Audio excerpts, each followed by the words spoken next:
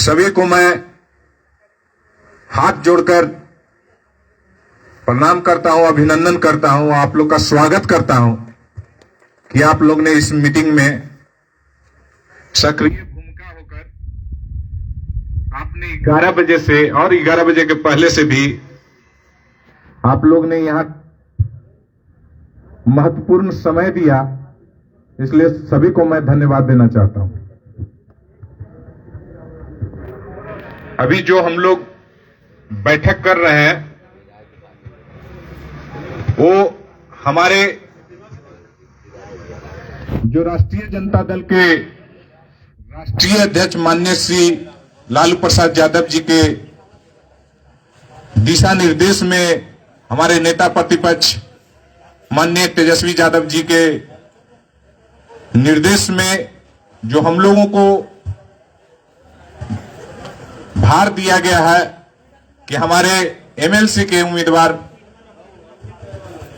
रिंकू यादव जी को राजद के कैंडिडेट के तौर पे चुना गया है और हम लोग को सक्रिय भूमिका निभाकर इनको जीत सुनिश्चित करना है। मैं रिंकू जी के बारे में आप लोग को बताना चाहता हूं कि ये हमेशा इनका उद्देश्य रहा है और इनकी बातों से मैं प्रभावित हुआ हूं। हमेशा इनका उद्देश्य रहा है, ये पैसे के लिए उम्मीदवार नहीं बने हैं, ना ही पद के लिए उम्मीदवार बने हैं। इनकी एक मनोभावना है, इनके बारे में आप लोग जो जानकार व्यक्ति हैं जानते हैं कि इनके पास पैसे की कमी नहीं है कि पैसे के लिए उम्मीदवार बन रहे हैं। इनका एक मनोभावना है कि किस प्रकार से सक्रिय होकर राजद पार्टी में सक्रिय भूमिका तो निभाते आ रहे हैं पहले से भी, लेकिन अब इनका उद्देश्य है कि सक्रिय भूमिका विधान परिषद, तो हम लोग का सदन है तो हम लोग वहां पे कमजोर पा जाते हैं। वहां पर जाकर ये अपनी बातों को, जो वार्ड सदस्य की समस्या हो, जो पंचायत समिति की समस्या हो, जो मुखिया की समस्या हो, जिला परिषद की समस्या हो, उन बातों को ये रखना भी चाहते हैं। और मुझे जहां तक जानकारी है, आप लोग से छुपा हुआ नहीं है कि मेरे पिताजी 2005 में जेल चले गए। और एक मिनट रुको उसको। मेरे पिताजी 2005 में जेल चले गए। मेरे भाइयों को झूठा मुकदमा में फंसाया गया। तो 2005 से मैं आप लोग के बीच में अपना पढ़ाई लिखाई छोड़कर, जब मैं पुणे से ग्रेजुएशन का एग्जाम देकर जब वापस आया, तो आप लोग के बीच में रह के, आप लोगों को समस्या को देखते हुए 2005 के बाद अपनी माता के काम में हाथ बटाते हुए आप लोग के बीच में जुड़ा। और आज ऐसा है कि बहुत कम ऐसे व्यक्ति होंगे जिनको मैं नाम से नहीं जानता हूं, बहुत ऐसे कम गांव होंगे, और ना के बराबर की विधानसभा अतरी के हर गांव के नाम को मैं जानता हूं कि कौन गांव कहां पड़ता है, कौन गांव की क्या समस्या पड़ती है और कहां कौन समस्या पड़ती है। तो मैं देखते आया हूं कि हमारे जो पूर्व एमएलसी, जो हम लोग बहुत उत्साह और हर्षोल्लास से, जब मैं केस में फंसा हुआ था उसके बाद भी मैं अपने पिताजी के आदेश पर खुलकर सामने आकर उनको वोट दिलवाने का काम किया।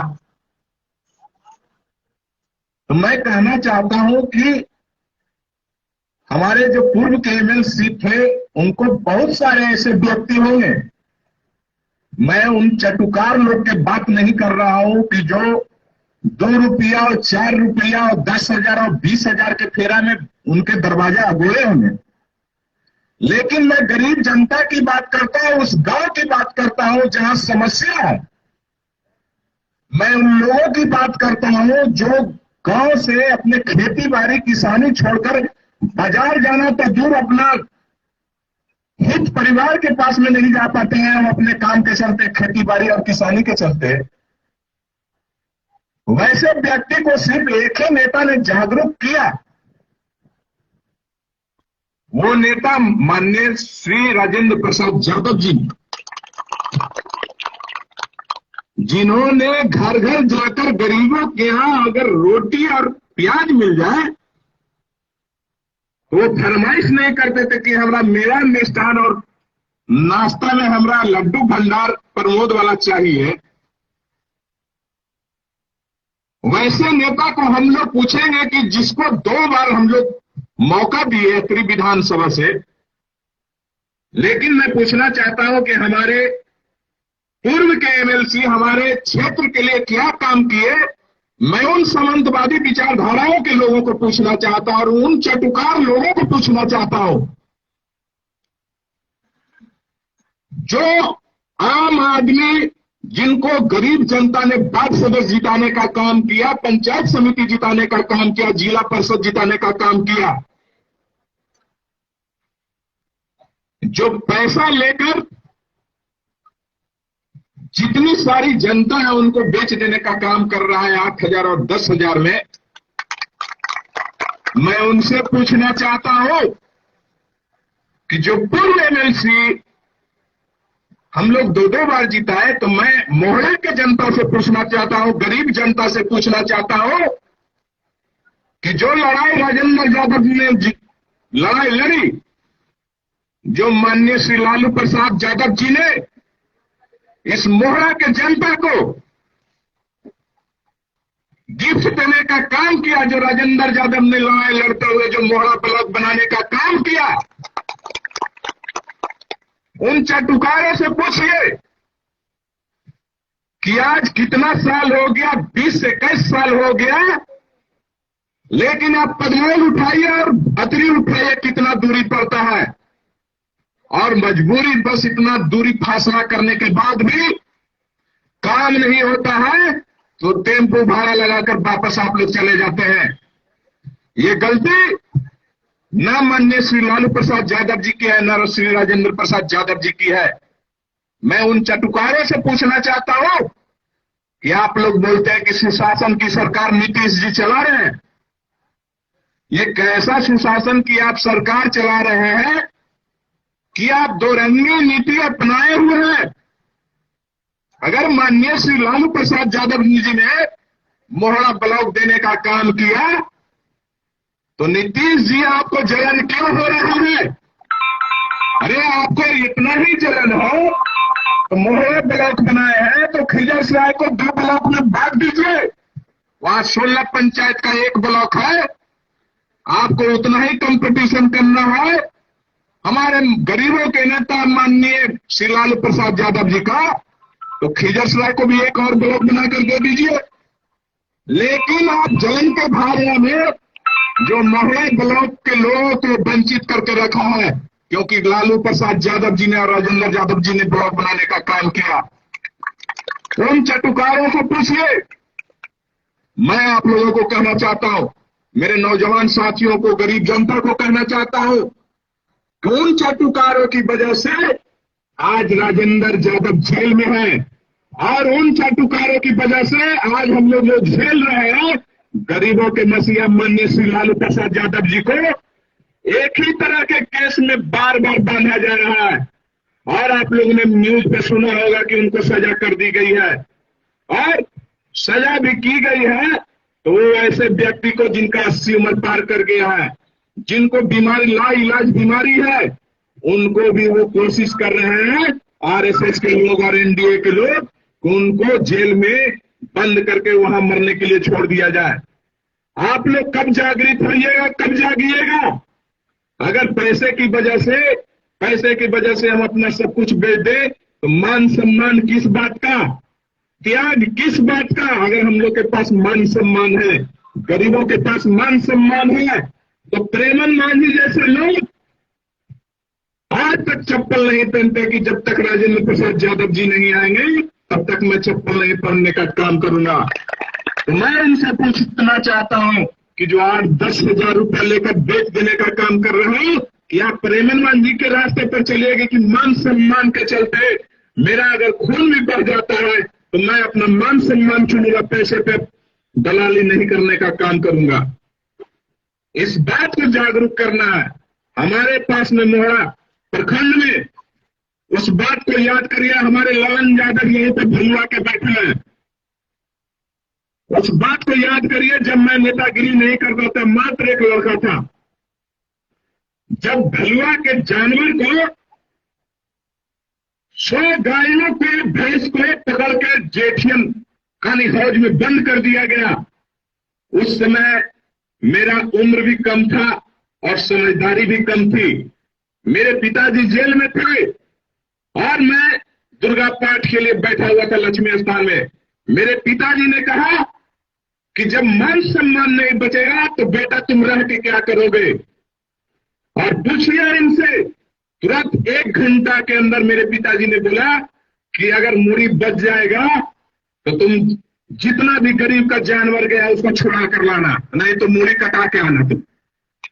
और मैं 1 घंटा के अंदर पहुंचा और यहाँ पे प्रमोद सिंह जी भी बैठे हुए, टुन्नू सिंह भी जी पैरवी कर रहे थे जेठियन के, और उन्होंने जाकर थाना पर पंचायती किया। उसमें ललन यादव भी बैठे थे, महेंद्र यादव भी थे।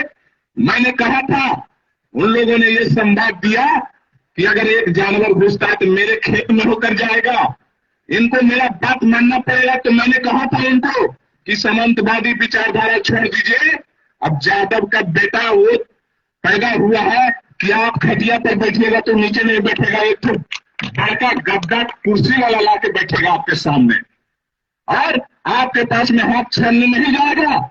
सामंतवादी विचारधारा के लोग और जमींदार जो बन गए हैं कि पहले जिस प्रकार से सताते थे, आप यादव के बेटा अगर नहीं पैसा रहेगा तो बाहर जाके कमा के लाएगा, और उसमें आईपीओ उसको क्या बोलता है, बढ़िया फोन लेके आएगा 50,000 का आईफोन, बढ़िया फोन लेके आएगा। आप पैसा दाबे रहिएगा गांव तर, लेकिन यादव के बेटा आईफोन लेके आएगा और कान में लगा के बढ़िया गाना सुनेगा और आपके पास झुकने वाला नहीं है। मैं इसलिए ये बोल रहा हूं कि ये ताकत किसने दिया? ये ताकत माननीय श्री लालू प्रसाद यादव ने दिया, ये ताकत माननीय श्री राजेंद्र प्रसाद यादव जी ने दिया।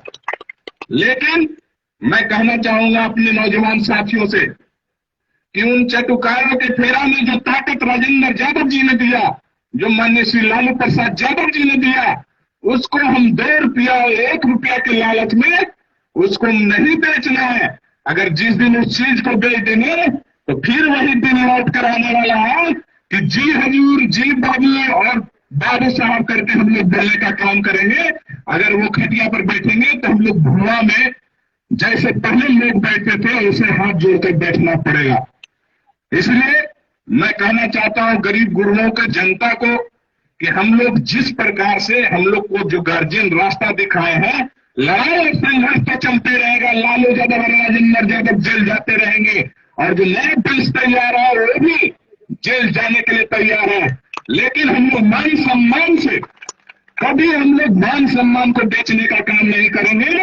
और हम लोग एक बार फिर से हम लोग नौजवान लोग जिस प्रकार से 110 सीट पे पहुंचाने का काम किया माननीय तेजस्वी यादव जी को, इस बार पूरे जोर लगाएंगे। और जो महंगाई, जो बेरोजगारी जो हम लोग झेल रहे हैं, वो हम लोग महंगाई और बेरोजगारी देखकर हम लोग वोट थप्पा मारने का काम करेंगे। और उसको याद करना पड़ेगा ये एमएलसी के चुनाव से। मैं कहना चाहता हूं विकास की जहां तक बात है, उस बात को आप याद करिए कि हमारे मोहल्ला में जब मेरे पिताजी घुसते थे तो गाड़ी जेठियन में लग जाती थी, पैदल ले जाते थे, काहे कि रोड कोई नहीं था। पैदल जा रहे हैं तो जा रहे हैं, मेरे पिताजी 4-4 दिन 5-5 दिन इधर एक गांव में भटकते रहते क्योंकि रोड नहीं था, गाड़ी नहीं जाती थी। आज ऐसा है कि मोहल्ला में कोई भी ऐसा गांव नहीं है, मुश्किल से एक आध गांव छूटा होगा। हर गांव में माननीय श्रीमती कुंती देवी जो आज स्वर्गवास कर गई, उन्होंने अपने पूरे जीते जिंदगी जनता के लिए संघर्ष करते हुए अपने धान को चली गई, लेकिन वो चीज को याद करना होगा कि आज कोई भी ऐसा गांव नहीं बचा हुआ जहां रोड नहीं गया। आप हर गांव में जाइए, आज आपका गाड़ी, शादी हो, विवाह हो, आपकी दुल्हन दरवाजे पे उतरती है। मैं गर्व से बोलना चाहता हूं कि मेरे पिता ने जो काम किया मेरी माता ने भी किया, और मैं चाहता हूं कि जिस प्रकार हमारे गार्जियन ने काम किया, मैं भी उसी प्रकार डट के आप लोगों के सामने काम करने का काम करूंगा। और मैं चाहता हूं कि नौजवान साथियों का सहयोग मिले। जहां तक पुल की बात है, मेरे नजर में है, मैं बार बार रजवाड़ा भी गया, मलबिगा भी गया, मैं और लालू चक भी मेरे ध्यान में है, उसको विधानसभा में क्वेश्चन भी मैं कर रहा हूं, और जल्द से जल्द प्रयास करूंगा कि वहां पुल बन जाए, कि हमारे लोगों को आने जाने का जो सुविधा, घूम कर आना पड़ता है, दूरी तय करना पड़ता है गेहलोर जाने के लिए, मात्र 2 मिनट और 5 मिनट में गेहलोर पहुंच जाए। मैं भरसक प्रयास करूंगा, करवाने का प्रयास करने का काम करूंगा। पेयजल की समस्या है, हमारे मोहा में पहाड़ी एरिया है, पेयजल की समस्या मैं अपने कार्यकर्ताओं से भी बोलना चाहूंगा कि अपना जो स्वार्थ है, उस स्वार्थ को भी थोड़ा छोड़कर जो गरीब गुरबा, जहां पानी की समस्या है, वहां भी थोड़ा ध्यान दिया जाए। हमारे कार्यकर्ता अगर ध्यान दें, सब जगह तो मैं नहीं देख सकता हूं, सामूहिक स्थान बहुत सारे ऐसे हमारे पिछड़े वर्ग के लोग हैं जहां चापाकल तो मैं देना चाहता हूं, लेकिन कुछ लालच बस अपने कार्यकर्ता लोग वो बोरिंग और उस समरसेबुल का झरना में नहाने वाला वो डालने का प्रयास करते हैं। तो प्रयास पहले करिए कि जो गरीब गुरबा है उनको, जो पहाड़ी एरिया है, उन लोग से चापाकल नहीं हो सकता है, रिंग मशीन नहीं ला सकते हैं, कुछ ऐसा भी लिस्ट दीजिए कि उन लोग का भी काम हो जाए 75%, वैसा भी दे दीजिए 25% आप खा भी जाइएगा तो फिर बर्दाश्त किया जा सकता है, लेकिन 75% वैसा काम कर देने का काम करिए कि कम से कम गरीब जनता को एक आस बना रहे कि नहीं, विधायक जी ने तो दिया कुछ, जो दौड़ धूप करते हैं, पेट्रोल जलाते हैं, कार्यकर्ता लोग अपना फायदा उठाए, लेकिन सारे जगह मंदिर हो, मस्जिद हो, स्मशान हो, जहां जाते हैं हम लोग लाश जलाने के लिए, हम भी कई जगह गए हैं जहां हमको खुद प्यास लगता है, देखते हैं कि चापाकल वगैरह नहीं है तो बोलते हैं कि कहीं से पानी लाओ या प्यास लगी है। वैसे वैसे जगहों पर, जैसे हाल ही में ओलावृष्टि हुआ, रजवाड़ा गए हुए थे, कुछ ओलावृष्टि के कारण ठाकुर परिवार 1-2 गो डेथ कर गए, वैसे वैसे स्थान पे आप यात्री शेड देने का काम करें। हमारे कार्यकर्ता वैसे वैसे स्थान को चुने जहां यात्री शेड देने का अपना जो फंड है मैं दे सकूं उससे, श्मशान घाट में। और जो ओलावृष्टि हुआ है, हमारे कम्युनिस्ट के गार्जियन रविंदर सिंह जी हैं, बता रहे थे, हम इनको बहुत गौर से सुनते हैं, काहे कि ये लोग मंजे हुए खिलाड़ी हैं और बहुत दुख झेल के संघर्ष करके निकले हैं, तो सारी बातों को रखते हैं। और मैं यहाँ पे तपोवन धरती पे मैं बोलना चाहता हूँ कि मैं जात का राजनीति नहीं करता हूं, मैं जमात का राजनीति करता हूं। और अब जो सिचुएशन है वो जमात की राजनीति की बात है। वो बाबू साहब हो, सिंह जी हो, भूमियार जी हो, लाला जी हो, पंडित जी हो, सब जगह सब समाज में गरीब गुरबा लोग पैर में खड़ा है, और वो लोग जात के नाम पे पिसाता, उन लोग का काम नहीं हो पाता। लेकिन मैं चाहता हूं कि हर वर्ग के लोग, हर नौजवान जो पिछड़े हैं वो जुड़े हमसे, और मैं आप लोगों से वादा करता हूं कि मैं जमात का राजनीति करूंगा, हर वर्ग के लोग के वैसे लोग का साथ देने का काम करूंगा। और हर वर्ग में समांतवादी विचारधारा के होते, वो यादव हो चाहे अन्य कास्ट हो, हर वर्ग में समांतवादी विचारधारा के लोग रहते हैं, और वैसे समांतवादी विचारधारा के मैं खिलाफ में खड़ा रहूंगा। और सबसे पहले वैसे लोगों को रंजीत यादव के सामने होना पड़ेगा। इसके साथ मैं चाहता हूं, बहुत सारे लोग अपना सर्टिफिकेट थोड़ा भूल चुक में, थोड़ा पैसे की कमी में इधर उधर कर दिए हैं, लेकिन जो गरीबों का विकास चाहते हैं, जो गरीबों को, मसीहा को याद करते हैं, माननीय श्री लालू प्रसाद यादव जी को याद करते हैं, मैं वैसे नौजवानों को कहना चाहूंगा कि जो एक मुट्ठी बना के तेजस्वी यादव का साथ दिए, मैं चाहता हूं हो सके वो सर्टिफिकेट ले लिए हो, लेकिन चुनाव आयोग ने वोटर आईडी कार्ड का व्यवस्था किया है, और मैं चाहता हूं कि आप लोग वो चीज को याद करिए, गहराई, जो महंगाई का दौर चल रहा है, जो बेरोजगारी का दौर चल रहा है, जो किसानों को सताया गया 3 कृषि बिल के नाम पर, कितने किसान मर गए, मजबूर होकर मोदी जी उसको वापस भी ले लिए, लेकिन किसान मर गए जो लौटेंगे नहीं। और जो अभी हमारे रविंदर चा बोले कि 2 दिन पहले न्यूज में सुन रहे थे 22,000 करोड़ 22,000 करोड़ का घोटाला हुआ गुजरात में। नीरव मोदी 11,000 करोड़ लेके भाग गया, विजय माल्या 9,000 लेके भाग गया। इस पे सवाल नहीं उठ रहा है, लेकिन लालू यादव का जब हाथ भी नहीं था, सबको रिहा कर दे रहा है, सबको बेल दे रहा है, और 900 करोड़ में लालू यादव को उनको जान मारने का कोशिश किया जा रहा है, उनको फंसाया जा रहा है। सिर्फ मात्र पूरे देश में एक ही नेता है जिसको, जो गरीब का बात उठाता है, गरीबों का बात उठाने वाले को या तो जेल दिया जाता है, नहीं तो मार दिया जाता है। आज आप लोग के सामने लालू यादव को सबको छोड़ दिया जा रहा है। लालू यादव सबसे बड़ा दोषी थे, उसमें मुद्दे ढेर सारे थे, सबको घपला किया। लालू यादव सिर्फ मुख्यमंत्री थे, उनका नाम आ गया। तो इस बात को याद करना है, इस बात को समझना है कि 22,000 करोड़ घोटाला वाले को चुपचाप मोदी जी उसका नाम नहीं ले रहे हैं, और लालू यादव को हाईलाइट कर रहे हैं। जो गरीब का बात उठाएगा वो जंगल राज हो गया। और आप लोग सुने हैं कि बालिका गृह वाला पटना भी निकला और मुजफ्फरपुर निकलवे किया। लड़कियों के कैसे व्यापार करता है, लड़कियों को मंत्री और किनके पास में भेज दिया जाता है, ये सब नहीं दिखाई पड़ता है।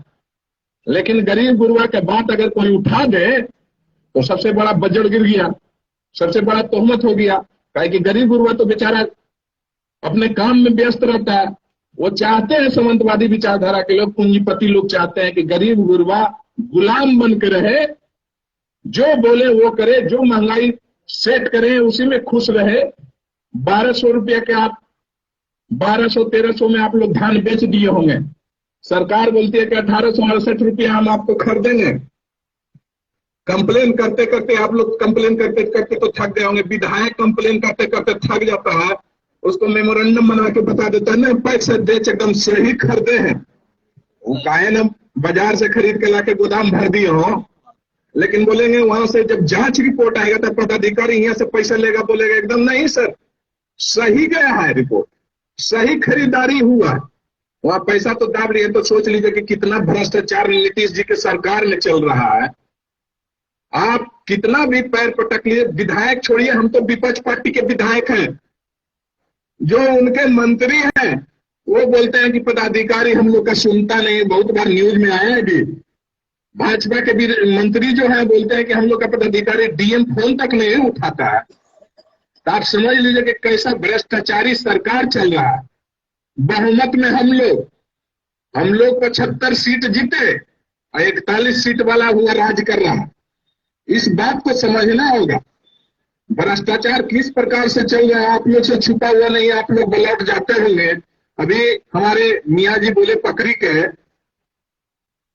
कि हमारे नम्मे छाट देता है, तो इंदिरा सहायक का 12,000 रुपया उसका महीना है पैसा। हमसे डीडीसी से बात हुआ, डीडीसी बोल रहा है क्या करे सर, 12,000 रुपया उसका महीना पेमेंट है, और गया से रोज मोटरसाइकिल से जाता है। तब बताइए कि 12,000 रुपया पेट्रोल का तो खर्चा नहीं निकलता है। तो सरकार व्यवस्था किया है वहां लूट करने के लिए कॉलोनी में। तो अगर आपका कॉलोनी हो गया तो 20,000 ले लिया। अगर पक्का मकान थोड़ा सा भी उठा, छज्जा नहीं ढालने वाला है और छत नहीं ढाला हुआ है, तो बोलेगा कि आधा भी देना, तो हम पास कर गए, आधा दी ना देना तब ठीक बात ना हो तो काट दो। तो यही तो चल रहा है, आधा दिए, थोड़ा सा 2 रूम उठा लिए है, तो आधा आपसे समेट लेगा तो हो गया, नहीं समेटा तो नहीं हुआ। तो ये ऐसा भ्रष्टाचार चल रहा है। हम लोग कंप्लेन करते करते थक रहे हैं, लेकिन नीतीश कुमार जी गद्दी पे जो बैठ गए तो कान में रुआ डाल लिए हैं। पदाधिकारी के खिलाफ कुछ सुन नहीं सकते। यहाँ बैठे हुए हमारे सरदार जी, बहुत खुशी की बात है, मैं तो इनको वोट नहीं दिया जिला परिषद में, आप ही लोग के वोट से जीते हैं। हमारे भी कुछ जो थे नजदीकी व्यक्ति इनके खिलाफ लड़ रहे थे और ये भी लड़ रहे थे, हम उसमें हाथ नहीं डाले भाई, कोई जीत जाए, जनता जिसको चुन ले उन्हीं का मान्य सब कोई करता है। लेकिन जब मोहल्ला के अगर एक जिला परिषद जीतने का काम किया तो सरदार जी को बुलाकर मैंने एक प्रस्ताव छेड़ा और उसमें लग गया कि पूरे अत्रि विधानसभा आजादी के बाद से जिला में चेयरमैन कोई नहीं बना, और मैंने इनको हिम्मत दी, ताकत दी और जिला परिषद लोगों को सहयोग दिया और अंतिम दम तक इनको जिला परिषद का चेयरमैन, जिला परिषद का अध्यक्ष बनाने का काम किया। ये हमारी उपलब्धि नहीं है, मोहड़ा के जनता की उपलब्धि है। और जिस प्रकार से आप लोग आशा और उम्मीद से देख रहे हैं कि हमारे जिला परिषद सरदार जी जिला अध्यक्ष बन गए हैं, उसी उम्मीद और आशा से ये विधायक भी देख रहा है कि हमारे सरदार जी मोहड़ा के लिए कितना कर रहे हैं और अतरी के लिए कितना करेंगे। और वो चीज भी हम लोग को देखना है। हम लोग तो उम्मीद से वोट देते हैं, आप लोग भी उम्मीद से वोट दिए तो हम भी उम्मीद से बनाए हैं। तो मुझे पूर्ण विश्वास है कि हमारे सरदार जी मोहड़ा को चमकाने का काम करेंगे, विधायक का सहयोग करेंगे और मोहड़ा एक बार बोलेगा कि नहीं। अभी आप लोग ने कोई बोला कि एक नहीं दो को हम लोग बनाकर भेजे हैं मोहड़ा को चमकाने के लिए। मैं आप लोग के साथ वादा करता हूं, मैं तो इसी धरती पे जन्मा और इसी धरती पे मरूंगा जिस प्रकार मेरी माता गई और मेरे पिता जाएंगे। लेकिन मुझे भी उम्मीद है सरदार जी कि भरपूर मोहड़ा को सहयोग हम भी चमकाने का काम करें। बहुत पिछड़ा इलाका है, सामंतवादी विचारधारा से दबा हुआ इलाका है। तो हम लोग कोशिश और प्रयास में है कि कितना अच्छा से अतरी को पढ़ाया जाए, आगे चमकाया जाए। 1952 से बहुत सारे विधायक आए थे, लेकिन राजेंद्र यादव का नाम कोई भूलेगा नहीं, क्योंकि वो गरीब गुरुओं की लड़ाई लड़ा है। और जिस प्रकार से मैंने सरदार जी को और आप लोगों के आशीर्वाद से, आप लोगों के सहयोग से हम लोग बढ़ा के जिला में पहुंचाने का काम किए हैं, तो सरदार जी भी ऐसा काम करेंगे कि आप लोग मोहड़ा के याद करेंगे कि हम लोग का भी जिला परिषद अध्यक्ष बना था, हम लोग को देकर गए। तो मैं इसके साथ ज्यादा समय नहीं लेते हुए, अगर मुझसे कोई गलती हुई है तो मैं अपने समाज से माफी मांगना चाहूंगा। और बहुत लोग प्रचार भी करते हैं कि जो विधायक जी बनाए हैं थोड़ा बदमाश टाइप के हैं, ये हैं वो हैं, बोलने वाला बोलते रहते हैं। लेकिन जब बैल मरखंड है और आपका खेत बढ़िया से जोतता है तो उसको ज्यादा भूसी और चावल दिया ही जाता है। और जो बैल एकदम सुस्त है वो आपका हरवे खेत में नहीं जोतेगा, तो सुस्ते रह के क्या फायदा होगा। और एक बात तो आप लोग जानते हैं कि राजेंद्र यादव के परिवार से हम लोग झुकना नहीं जानते हैं। और मौगा तो हम लोग है नहीं, आप लोग तो मौगा भी देख लिए होंगे और काका किए होंगे, सब कुछ समझ लिए होंगे। तो हमको जितना भी आप लोग जैसे छुरी को जितना पजाइएगा, आप लोग जितना रगड़ रहे हैं उतना चमक आएगा। और मैं वादा करता हूं कि फिर आप लोग को एक बार फिर से राजेंद्र यादव जो जेल में है, फिर से एक राजेंद्र यादव आप लोग ने तैयार किया और राजेंद्र यादव की तरह आप लोग का काम करेंगे और गरीब गुरबा के बीच में ही अपना पूरा समय देने का काम करेंगे। धन्यवाद। बहुत बहुत धन्यवाद माननीय विधायक जी।